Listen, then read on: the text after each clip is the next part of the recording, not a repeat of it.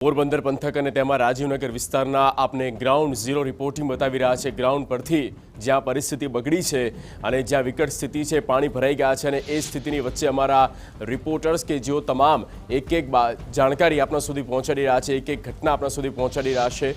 અને પોરબંદરમાં અત્યારે જુઓ, આમ તો સોસાયટી છે અને એ સોસાયટીમાં જ્યાં નજર પડે ત્યાં પાણી છે। ઘરની અંદર લોકો પહેલા બીજા માળે જવા માટે, રહેવા માટે મજબૂર બન્યા છે। તેવા હાલ બન્યા છે રાજીવનગર વિસ્તારના, અને જ્યાં જાણે આખો વિસ્તાર પાણીમાં ડૂબી ચૂક્યો હોય, આ વિસ્તારે જળ સમાધિ લઈ લીધી હોય તે પ્રકારનો માહોલ અને તે પ્રકારની આ તારાજી ભરેલા આ પરિસ્થિતિ છે તે અત્યારે જોવા મળી રહી છે। નાગરિકો હોય, વયોવૃદ્ધના નાગરિકો છે, તેઓને ખાસી તકલીફો પડી રહી છે। જીવન જરૂરિયાતની ચીજવસ્તુ લાવવામાં પણ એ મુશ્કેલીઓ પડી રહી છે અને દૂધ કે જે રોજિંદી ચીજવસ્તુ છે, શાકભાજી, દવા છે, એ તમામ બાબતો લાવવા માટે પણ લોકોને મહા મુસીબતે આ રસ્તો પસાર કરવો પડે છે, બહાર જવું પડી રહ્યું છે।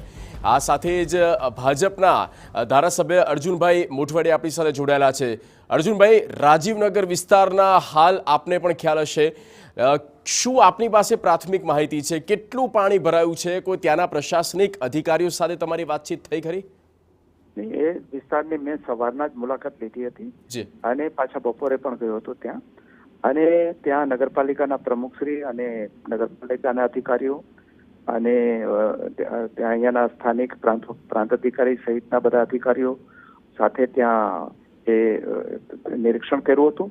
અને જે અડચણ હતી ત્યાં, જેને કારણે પાણી રોકાતું હતું, એ અડચણ પણ ત્યાંથી દૂર કરવામાં આવી છે। પરંતુ એવું હતું કે બપોર સુધી વરસાદ નહોતો, ઓછો હતો।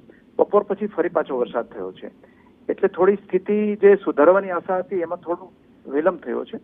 અને એ પછી મેં પણ અહીંયા રાજ્ય સરકારમાં માનનીય મુખ્યમંત્રી શ્રી, પ્રભારી મંત્રી માનનીય કુંવરજીભાઈ બાવળિયા, આપણે વીજળી અને નાણામંત્રી કનુભાઈ દેસાઈ અને પોરબંદરના સાંસદ અને કેન્દ્રમાં કેબિનેટ મંત્રી ડોક્ટર મનસુખભાઈ માંડવિયા સાથે પણ વાત કરી છે।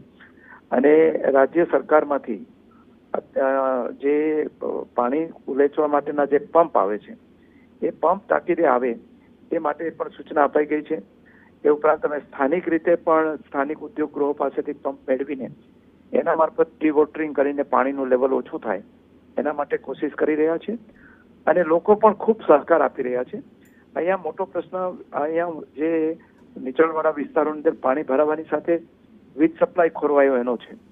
એટલે અમે કનુભાઈ દેસાઈની સૂચનાથી અહીંયા સાંજ સુધીમાં એડિશનલ ચીફ એન્જિનિયર અને એની આખી અધિકારીઓની ટીમ અને મેન્ટેનન્સ કરવા માટે, પાવર સપ્લાય માટેના જે ટેકનિકલ સ્ટાફની ટીમ છે, એ પણ સાંજ સુધીમાં પહોંચવાની છે।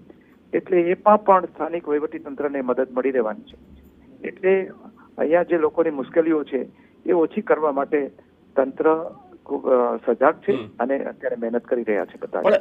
બિલકુલ, પણ અર્જુનભાઈ, પાણી જે ભરાયું છે 100% વરસાદી પાણી જ છે, અને માથે આપણે જોઈએ તો એટલો ફોર્સ અત્યારે દેખાતો નથી પાણીનું, એટલે કે વરસાદનું જોર ચોક્કસ ઘટી ગયું છે, પાણી ખૂબ સ્થિર દેખાય છે, તો પાણી ઓસરતું કેમ નથી? એટલે કોઈ લાઈન ચોકઅપ છે કે બીજું કારણ? લાઈનમાં તો પ્રશ્ન નથી, એ થોડો બ્રિજની નીચે કોઈએ સ્લેબ ભરી દીધેલો, એને કારણે બ્રિજનો અંદર નિકાલમાં થોડોક અવરોધ ઉભો થયો, તો એ સવારે અમે અવરોધ દૂર કરી દીધો છે ત્યાં। અહીંયા કોઈને ખ્યાલમાં નહોતો અવરોધ છે એવું। એટલે હવે હું માનું છું ત્યાં સુધી, કારણ કે એક વખત પાણી ભરાઈ જાય એ પછી નીકળતા થોડી 3-4 કલાકની મિનિમમ રાહ જોવી પડતી હોય છે।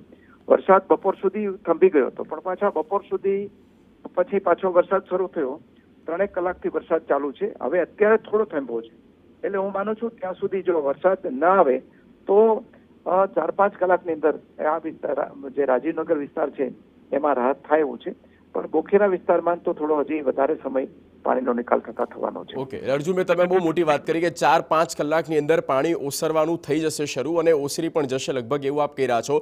તો આ આપને લાગે છે કે દર વખતે અર્જુનભાઈ આ જ પરિસ્થિતિ, અને તમે ત્યાંથી ધારાસભ્ય સતત ચૂંટાતા પણ આવો છો, નગરપાલિકા કામગીરી સરખી કરતી હોત પ્રી મોન્સૂનનું, તો કમસે કમ આવા દ્રશ્ય તો ના સર્જાત, એવું માનો છો આપ? નહીં, એમાં હું માનું છું ત્યાં સુધી આ વખતે એક રાતમાં ભારે વરસાદ થયો, એને કારણે આ પરિસ્થિતિ સર્જાણી। કારણ કે એક રાતની અંદર 14 થી 19 ઇંચ જેટલો વરસાદ પડ્યો છે. એટલે પાણીની નિકાલની વ્યવસ્થા હતી જ, એને કારણે જ પાણી નીકળ્યું છે. નહીં તો આટલું પાણી એક સાથે હું માનું છું ત્યાં સુધી કાઢવું જ મુશ્કેલ પડે. પોરબંદરના જે મુખ્ય માર્ગો છે અને બીજા વિસ્તારો છે, અત્યારે હું બહાર જ ફરું છું, ત્યાં કોઈ જગ્યાએ પાણી ભરાયેલું છે નહીં. પાણી ભરાયેલું હતું એ પણ નીકળી ગયું છે અહીંયા. અને હું માનું છું કે આ રાજીવનગરની અંદર અને બોખીરાની અંદર જે પાણી ભરાયા છે એ વિસ્તારો બાકી છે, એમાં ટૂંક સમયમાં નીકળી જશે એવી મને આશા છે. ઓકે અર્જુનભાઈ, આભાર અમારી સાથે વાતચીત કરી તે બદલ. તો અર્જુનભાઈ મુઠવાડિયા ત્યાંના સ્થાનિક ધારાસભ્ય, અને તેઓ તેમના તરફથી કહી રહ્યા છે કે આવનારા 4 થી 5 કલાકની અંદર પાણી પૂરેપૂરું ઓસરી જશે તેવું તેમને વિશ્વાસ છે. હાલમાં સ્થિતિ જે છે તે સુધારા પર છે અને તેઓ પોતે ત્યાંના જે પ્રશાસનિક અધિકારીઓ છે તેમના સાથે સતત સંપર્કમાં છે અને 2 વખત તેઓ મુલાકાત લઈ ચૂક્યા છે.